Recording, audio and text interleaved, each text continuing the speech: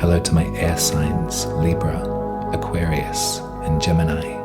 Welcome to the Aries full moon. You'll find the timestamps for your rising signs listed below.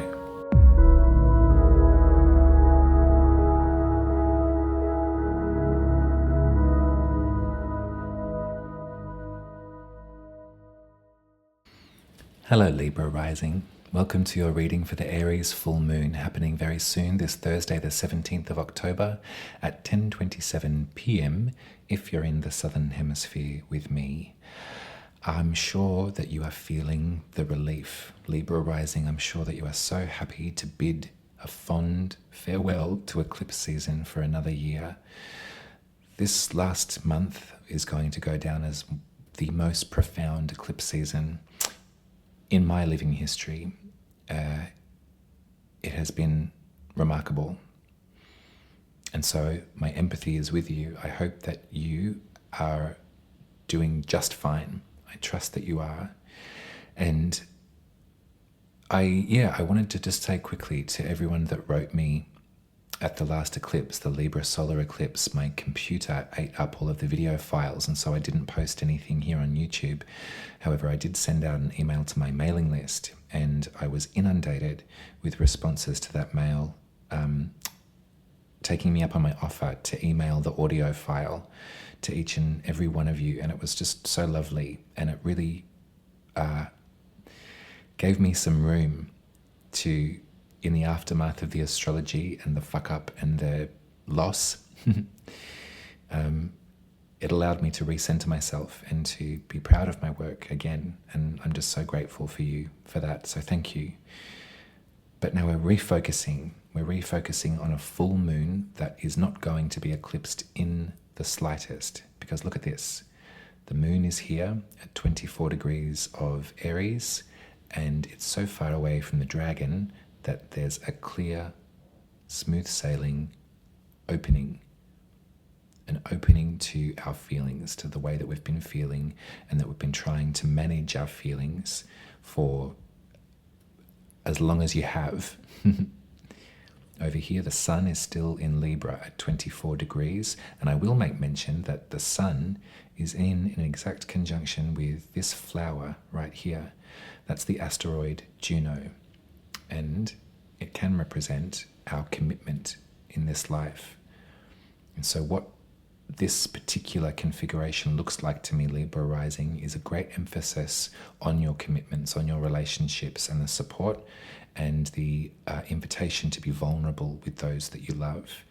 Eclipse season has been rattling on down the train line. Forgive me my mixed metaphors. And what you need at this time is those that you have signed the proverbial contract with, the cosmic bonds in your life, those that are absolutely on your side and that are sticking it out with you through thick and thin. This is what the sun is really warming up. Whenever something is in exactly the same place as the sun, it's called a cazimi. And I'm not so sure if there's a Juno cazimi, but let's just say it. There's a Juno cazimi. I'm Not Running Away by Feist just got caught in my head. So if you know that song, play it. But this is one side of the commitment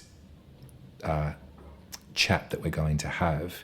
But back over here with the moon in Aries, in your 7th house of your committed relationships and partnerships, you see there's an echo here. This is where the moon is. This is our invitation to feel our feelings finally, after having to buckle down and maintain, having to roll with it.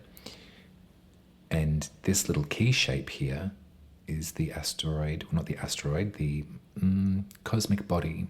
The jury's still out, actually. Chiron might be a comet. We don't know for sure. Anyway, the cosmic body Chiron is here in Aries too, in your 7th house.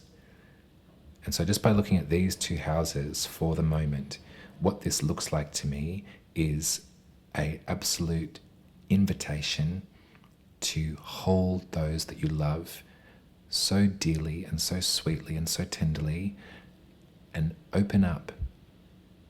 Be vulnerable with your pain.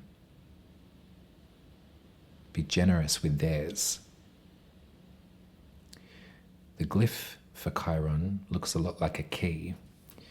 And so at this full moon, as part of your ceremony, I want you to visualize this key. I want you to put it in your back pocket. And when you see that full moon with your beloveds, when you stand underneath it together and you grieve your losses and you scream out your fears and you bellow your thanks, I want you to imagine this key as unlocking something for you in your intimacy.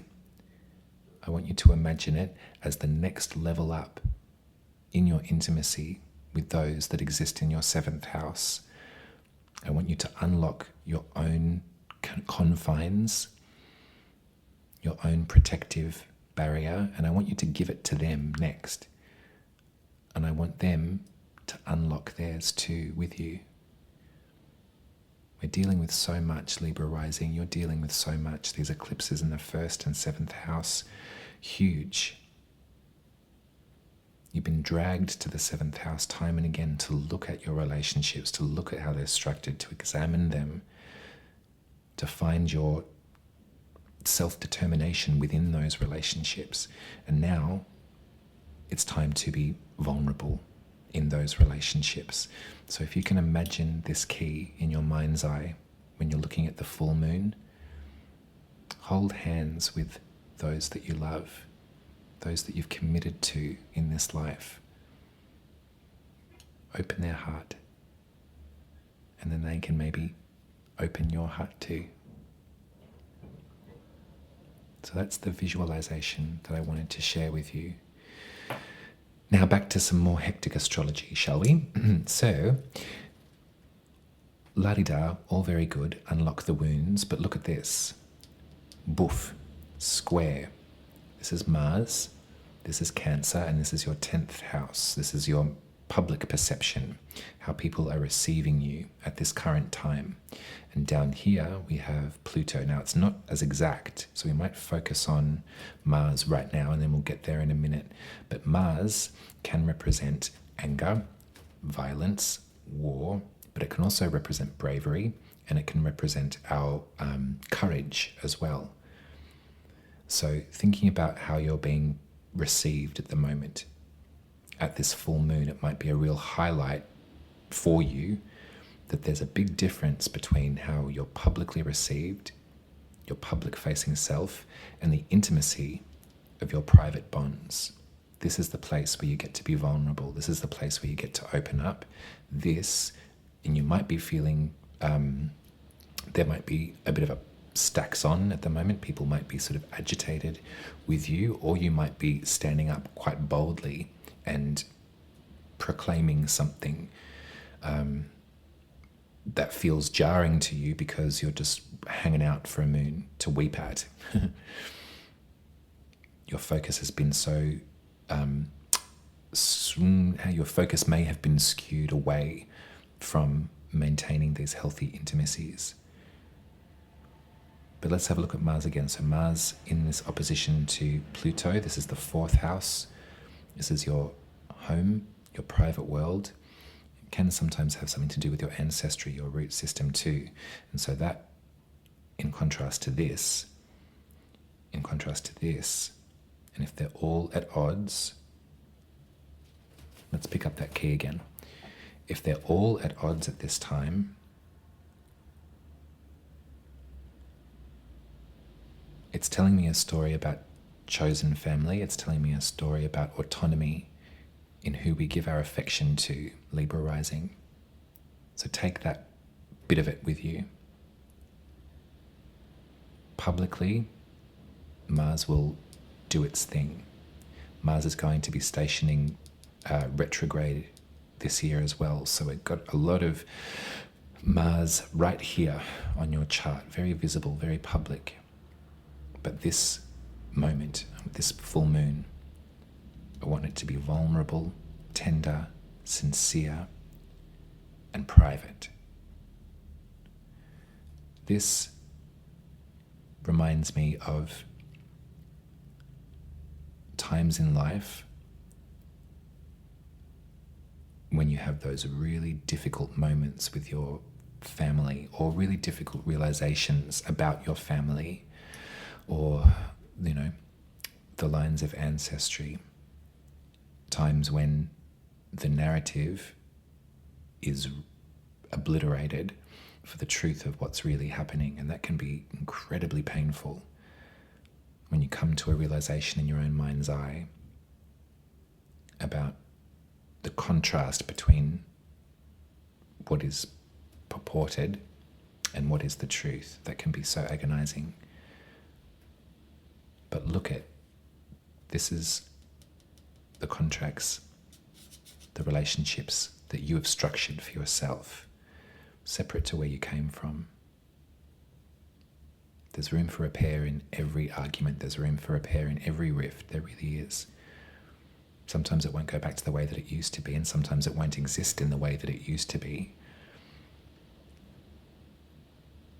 But healthy relationships provide space and room for vulnerability, and they provide solutions or opportunities to heal. So do that in private with those that you really care about. And let's just one more little bit of astrology. Look, your guiding light, Venus, is shooting something that looks like a coolant or looks like a support to Mars. So it's not all caustic, it's not all rough. That's one story, but this is another one. And it's actually kind of mystical too. It's a trine of water, feeling love, feeling love. Venus is highlighting your sense of autonomy. So maybe through what we've discussed, you can stand on your own 2 feet, separate from the obligation of this and the tension of this, and say to yourself, I'm a Libra rising. I choose the way that leads between the great 2 lines of force. I believe in justice and equity and fairness for all living beings. And right now, I need to sit with those that I love and hold them and cry with them and love them dearly, deeply, sincerely.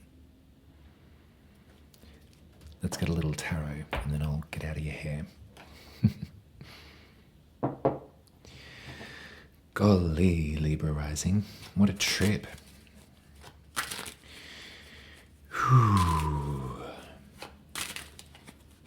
The eclipse started in April of last year, so your first house and your 7th house, you and the other, we've spoken of this, but this has been the instability.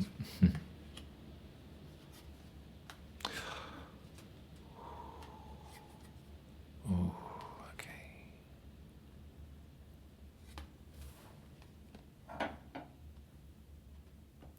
This is your weapon if you choose to accept it. I think you did. This is the truth. This is bold and clear and noble.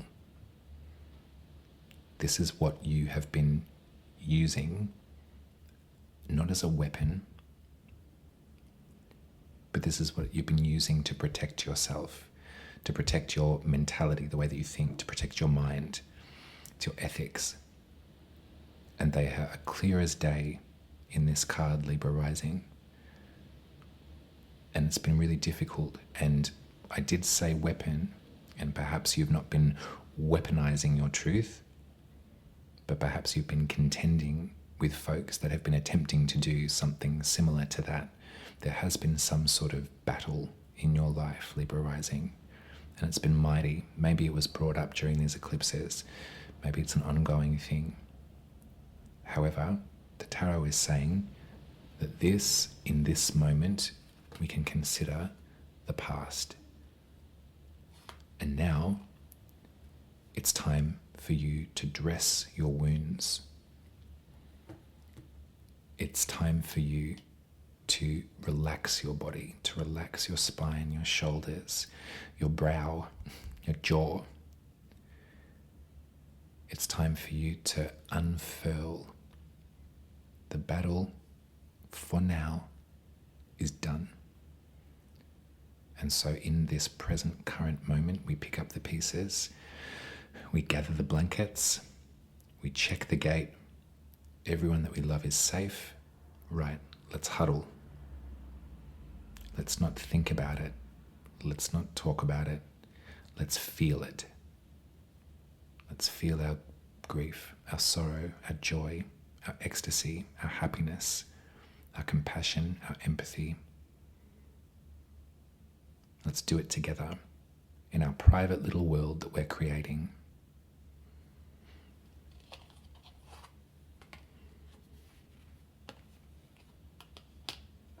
Well done. Good work.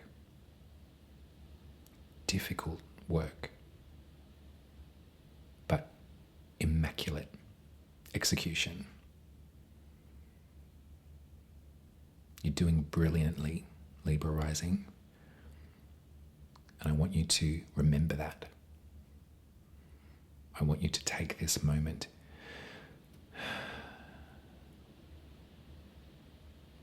let all those swords disappear. I want you to feel the wonder of the natural world around you. I want you to remember your faith, remember your spirituality, remember what you believe in. Remember what you're doing it for. Congratulate yourself.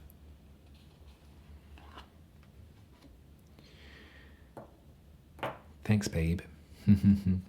If you're still here with me, can you please put a key in the comments, Libra Rising? That would be awesome. And yeah, let me know if you feel like it, if you have capacity, how you're feeling in the aftermath of another eclipse season, another time of enforced shedding in your selfhood. And yeah, be proud of yourself. Be proud of yourself as much as you're able. If you would like me to draw your birth chart, they look like this, and you can make your appointment at my website, umaruby.com. Pick the spirit reading if I've not met you before. I use the tarot and I use astrology in my readings. If you would like to have a face-to-face tarot reading with me, head to the Muses of Mystery website. I'm there in the shop every Sunday till the end of the year. All of these links are in the description below. If you would like to support my work financially, you can do so at buymeacoffee.com/umaruby. And I will speak to you in enough time for the new moon in Scorpio. So until that time, Libra Rising, rest, rest, rest. Love, love, love. Cry, cry, cry. I'll see you soon.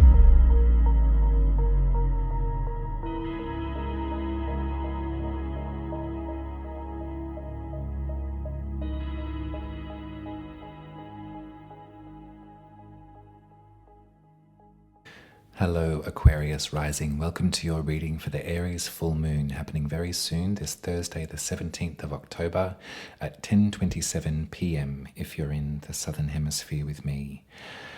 How do you feel after eclipse season?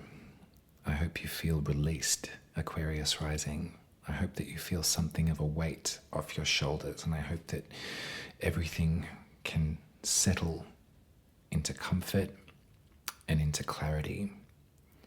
This moon in Aries is one that we can trust after a full month of unstable energy with our guardian. It's nice to know that this moon is available to us and that will listen to us and that will do its best work and will pick up the pieces if we fall apart. And I mean that in a happy way. I hope that you feel the relief come over you, Aquarius Rising. The moon is right here. And Aries is the sign that rules your third house, And in Hellenistic astrology, that was called the house of the goddess. It's where we do our private work, where we enact ritual, and where we learn about things with voice, the spoken word, storytelling. It's our village, our neighborhood. And so I want this to be the source of comfort for you at this time. I want you to feel some sense of belonging in the neighborhood in which you are in right now. And it doesn't have to be the neighborhood that you'll be in forever. But in this very moment, in the company of the moon, wherever you rest your head, you are welcome here. You belong. You're invited. Now, the moon has some company. This key shape here is Chiron. And you probably remember from horoscopes before, but Chiron has been playing quite an intrinsic part of our eclipse story. The dragon is too far away from the moon here, so won't eat up this one. The tail is moving on up here in Libra. But in April of this year, there was a solar eclipse in Aries, where the sun, the moon, and Chiron were all in exactly the same place. And so maybe as you're allowing your body to feel what it needs to feel, you might cast your memory back to April of this year and make note of what unearthed itself for you. Make note of what urgency you felt in April, perhaps around topics of the village, of your locality, and see how that sits differently now. See if you've got some room to breathe. Now, Chiron does some beautiful work for us. Challenging, but worthwhile. This key shape can be emblematic of unlocking something that we've kept hidden or protected or contained for a while. So when you're doing your moon ritual, I want you to imagine that this key is in your pocket or around your neck.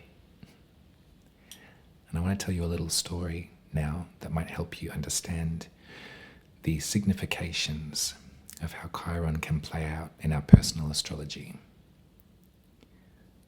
On my birth chart, my Chiron placement is in my third house, and it's in direct alignment with the IC, which is the root.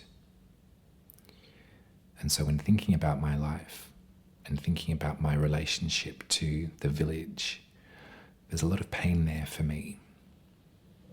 It's been an ongoing journey in my psyche to find a place where I belong. It glimmers when I'm unconscious to it, this pain, I mean. It nags somewhere in the back of my mind. It's been very difficult for me to find somewhere where I feel that I belong. And so by learning this about my personal birth chart, it provides my experience with some context. Astrologically, it provides me with the tools to heal those unconscious wounds. With a past that has multiple doors closing one after the other. By looking at my placement in the third house, I find that my healing lies in storytelling. So this is a transit. Your Chiron placement might be different. It might not be exactly in your third house. But Chiron, as it moves above our head, has been in your third house since 2018. And so it may be echoing some stories for you around a sense of belonging, around an invitation to be here, around your place in a community.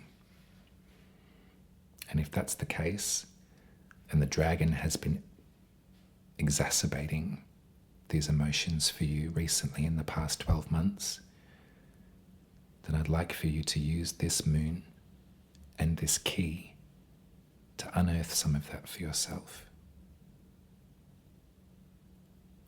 Once we become conscious to our pain, we can make actions to heal it. You belong here, Aquarius Rising. You're so welcome here. I want you to feel that in your bones. Wherever you land on this planet, you belong here. You are welcome. I want you to listen to the stories of the land on which you stand. I want you to seek out healers that use words, poetry, metaphor, possibility. I want you to turn that key whenever a feeling of alienation arises within you. And I want you to breathe with it. And I want you to remind yourself that you belong here.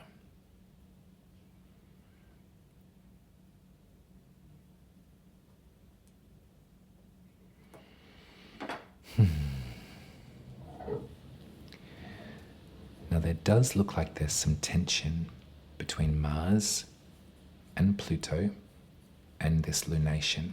It's called a square. So all of these emotional responses and reactions that I've been describing to you, they might not all be tender. Some of them might be quite hot or quite forward in their activation. But you've got the key now, so you can trust that you belong. And in tandem with that harshness, with that square, there's also some beautiful water sign support going on too.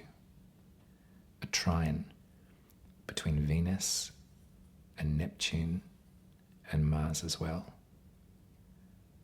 Water sign, water sign, water sign, all speaking to each other in beautiful rhythm, encouraging us to open up to ourselves and to those that we love. Trust the moon at this one, Aquarius Rising. Go with it. And if you feel lonely, or if you feel lost, or if you feel unwelcome, turn the key and remind yourself that you belong here. I'm going to get you some tarot.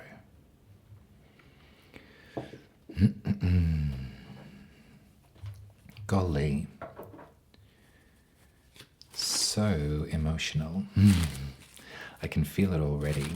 I'm so looking forward to this one. So many of us rely on the moon to regulate, or have come to learn that that's the best way to regulate our emotions. It's by syncing up with the cycles of the moon, by learning the stories of the moon, by asking things of the moon. And when they're eclipsed,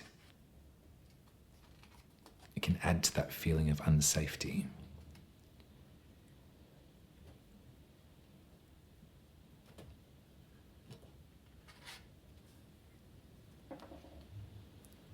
But when full and bright and bold, as an Aries full moon will be, we know that we can just let it take us. We can let go of our control, our intellectual control.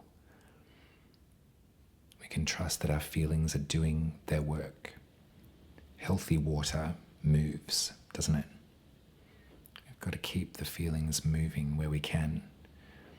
Sometimes in life, we've got to clamp down, put a pin in it, hold it for later. But as the first full moon after eclipse season arises, let it take you. Let it take you.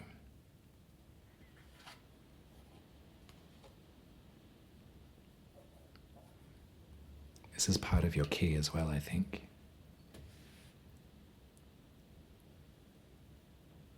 Emotional overwhelm can sometimes lead us to searching for something to block out those feelings.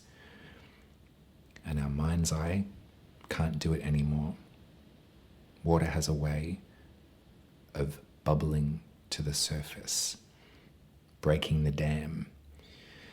And so some of us do everything that we can to numb, to muddy the waters or confuse them or dilute them of their potency in some way. And that's okay. I do it. It's been one of my life missions to learn not to do it. Because the feelings always come back in different, maybe less balletic form. As I said, water always finds a way.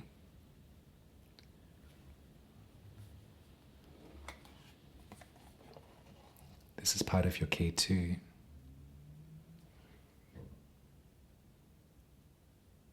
When I think village, when I think neighborhood, when I think invitation, there's some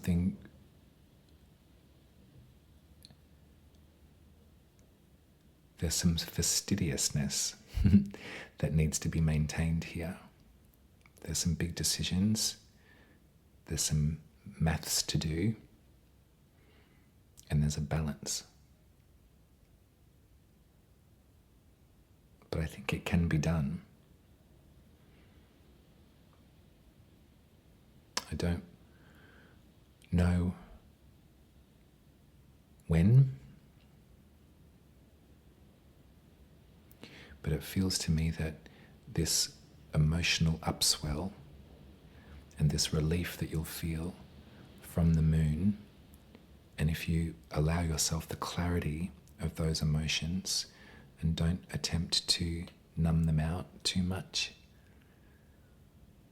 I think it will sort of become clear to you too of what is required to continue to activate this movement. You've got to go where your heart is, Aquarius Rising. And it takes courage.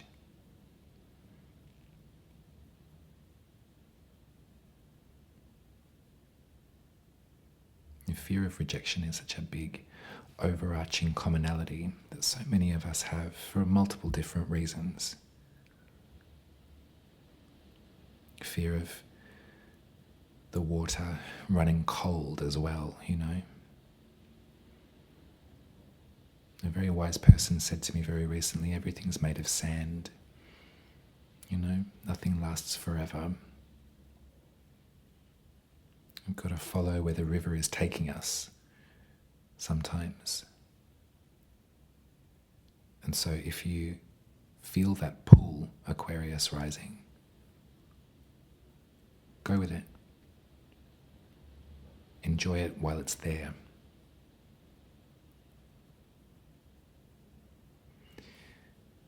That's your reading, honey. I hope that was helpful. I'm melting into a puddle of watery emotion myself. I want to thank you for reaching out and letting me know that my work means something to you. The Libra eclipse readings, I don't know if you know, but my computer ate them, and I sent out an email to my mailing list because I still had the audio files, and the response was really overwhelming. And it really helped me with my sense of belonging too on that topic. I really appreciate it. I really appreciate your interest and your investment in what it is that I spend my time on. It means more than you'll know. If you're still here with me, Aquarius Rising, can you please put a key in the comments in honor of Chiron and everything that we've journeyed with in this reading? If you would like me to draw your birth chart, you can head to Uma Ruby and I'll make you one similar to this. You can make your appointment, book the spirit reading if I've not met you before. If you would like a face-to-face tarot reading, you can make that appointment at the Muses of Mystery website. All of these links are in the description below. And if you would like to support my work, you can do so at buymeacoffee.com/UmaRuby. So much love to you, Aquarius Rising. Deep chats, big stuff, lots of potential, lots of hope, and lots of encouragement to you. I'll be with you soon for the Scorpio new moon. You take care.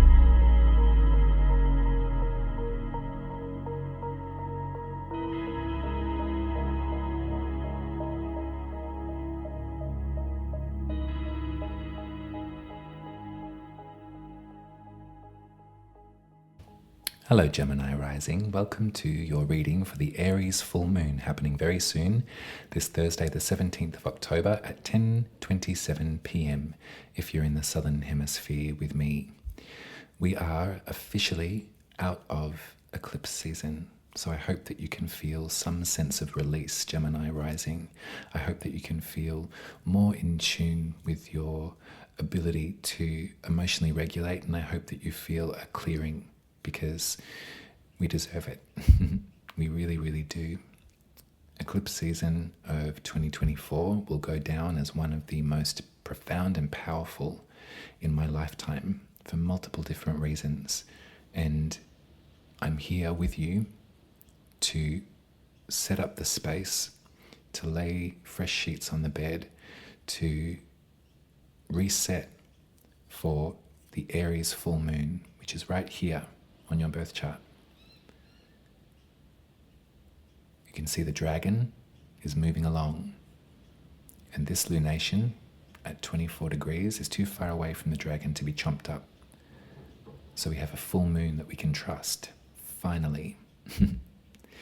Now, it's not without its absolute tension, but tension we can deal with, I think. Tension we can deal with. The sun and the moon, the sun and the moon are in square with Mars and with Pluto. So it feels rowdy, it feels loud, but it feels clear to me. And if we look at what house Aries is for you, this is your 11th house. We make friends in the 11th house.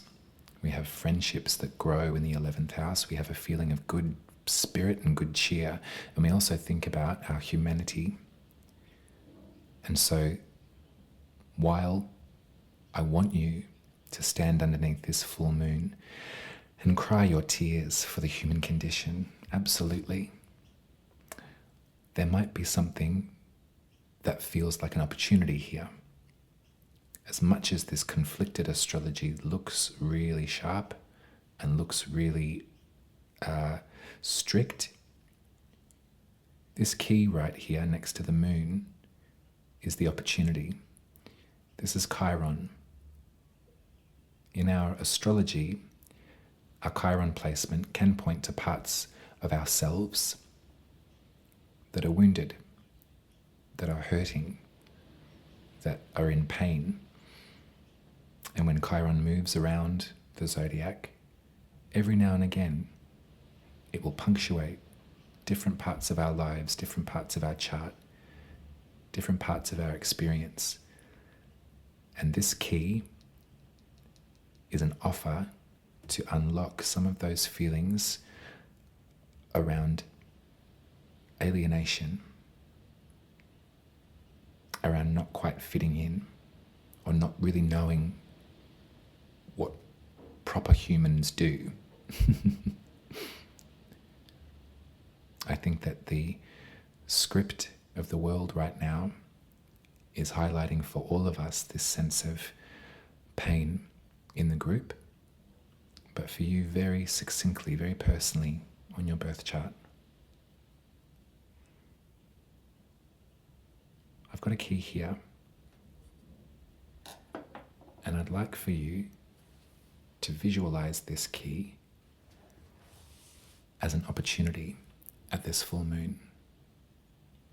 I'd like for you to imagine that you've got this key in your pocket. And when you look at the full moon, I'd like for you to allow the thoughts to happen, to allow the emotions to rise in your body, to think about different times over your semi-recent history where you felt out of touch with a sense of belonging.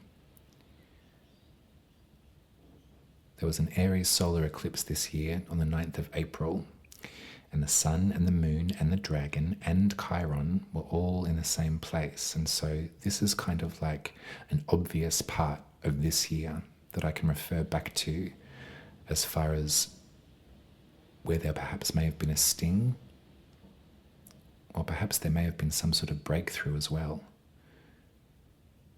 Because Chiron wants to heal. Chiron wants to look at the wounding and to find strategies and pathways to make it better. You belong on this planet, Gemini Rising, just like every other single individual soul belongs on this planet. You have a right to be here, you have a right to be included, and you have a right to be loved. And so when you look at this full moon on Thursday night, if you're here in Australia, imagine this key. Imagine that this holds some clues for you as to where some of this alienation may have first arisen. And I want you to imagine that you're unlocking that part of you and you're listening to that part of you. Because if we look at the astrology, Mars could represent our defense mechanisms. Pluto could represent that part of us that wants to just strike the match and tell everyone to fuck off. But Chiron is sensitive. The moon is ours at this time. We can trust the moon at this next one, Gemini Rising. Now, with all of this brittleness, this pressure, there's also a beautiful, supportive, gentle water trine. So our defenses are up, yes. Our anger, our guile is rising, yes. But there's also a beautiful, soothing, healing coolant here with Venus and with Neptune. Neptune in Pisces in your 10th house wants you to dream big. So much discourse. It's funny that word, discourse. I hear it a lot lately. But there's so much discourse about the pitfalls of the human species, about the toxicity of the human condition. But I want you to use Neptune to dream big and to fantasize about what you hope humanity will be able to achieve as we move forward together. I want Venus in Scorpio to provide a little bit of a massage. This is your 6th house, so this has a lot to do with your health. So I want this to be something therapeutic for you.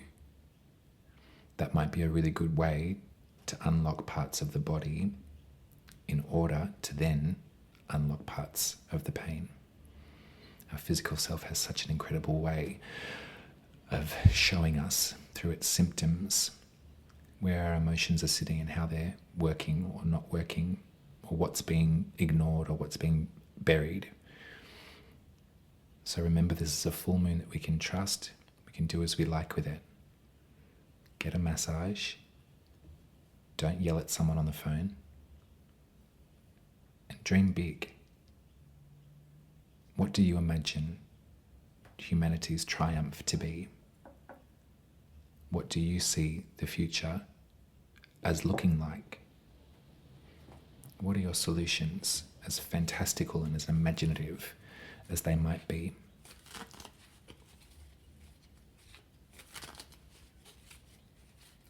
I'm going to get you some cards. But maybe just before I do, I would like to point out one more thing. So the sun here in Libra, your 5th house, your creativity, your self-expression, your sexuality if you have one. This is Juno, this flower. This is an asteroid, and while the asteroids have a subtler push and pull with our energy, sometimes they can be very boisterous. Juno is in exactly the same place as the sun, so Juno is really warming up in your 5th house. Juno speaks to our commitment. And these two, if you take your eye over back to your 1st house, are speaking to Jupiter. So all of that is to say that at this full moon, I would love for you to make some wishes and some hopes and some dreams for your sense of humanity. And I'd also like for you to passionately hold those that you love close to you and allow your body to feel in all of the ways in which you know provide you with a sense of healing.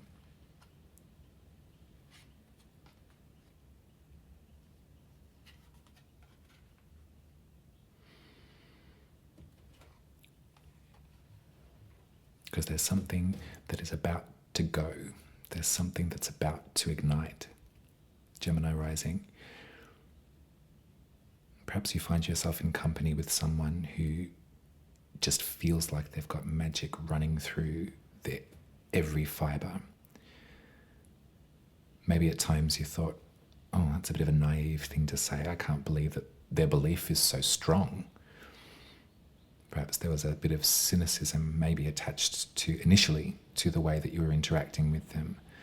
But they've been really allowing yourself to step back into your enthusiasm too. They've been saying to you, look, if we say it, it's possible. Because I think I love the Queen of Swords, and I think that the Queen of Swords has some incredible, strict advice for us. Caustic or otherwise, the truth is the truth with the Queen of Swords. And we've got to face up to reality. And sometimes it takes somebody else in our life to shine the torch on it, to excavate it, to be like, look, this is actually what's going on. We need them, but we also need them too. And this feels like we're moving from this more sterile reality into something that feels much more magical. I want this for you, Gemini Rising. You deserve it at this time. Our 11th house is made up of people that we choose. Our 11th house is made up of our chosen family. And so that's ringing true to you. Name them at this full moon. Name them. Tell them. Say, in this moment, you're my family. I'm so grateful for your company. I'm so grateful for what we're making together. I'm so grateful that you provide me with an opportunity to put down my weapons from time to time. I'm so glad that you show me which battles are mine and which battles are not. And I'm really grateful that you provide space and warmth and room for me to unfurl.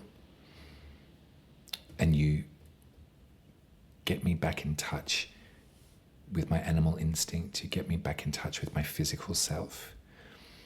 The smell of you, the sight of you, the feeling that I have in your company.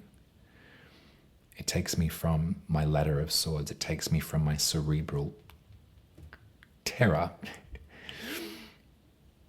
and really allows everything to recalibrate. It's okay to be an overthinker, Gemini Rising. That's your birthright. At this full moon, step away from the mind if you can.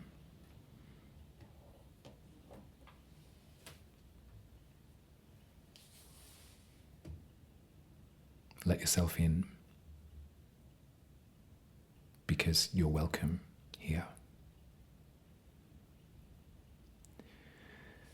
That's your reading, Gemini Rising. Thank you very much for being here with me and for taking the slower pace with me, and for all of your love and support and good wishes. To those that I sent out the audio files of your rising sign readings from when I flubbed the last eclipse, when the video was chomped up, your support really held me through. It really guided me through, and I felt so seen and loved by your encouragement. So thank you for that. Thank you, thank you. If you would like me to read your birth chart, Gemini Rising, and I've not met you in that way, you can head to my website, umaruby.com, and I will draw you one that looks something like this, and I will read it to you via the magic of Zoom. If you would like a face-to-face tarot reading, I'm still at Muses every Sunday, so you can book your appointment with me via their website. And if you'd like to put some money in the tip jar to support my work financially, you're more than welcome to. buymeacoffee.com/umaruby is the place to do that. Thank you so much, Gemini Rising. If you're still here with me, throw a key in the comments and just let me know how you've been feeling. Let me know how you've been working on your sense of welcome, your place at the table, because it's important. It's really important for you to feel supported at this time. Big love, and I'll be with you soon enough for the new moon in Scorpio. Until then, take care.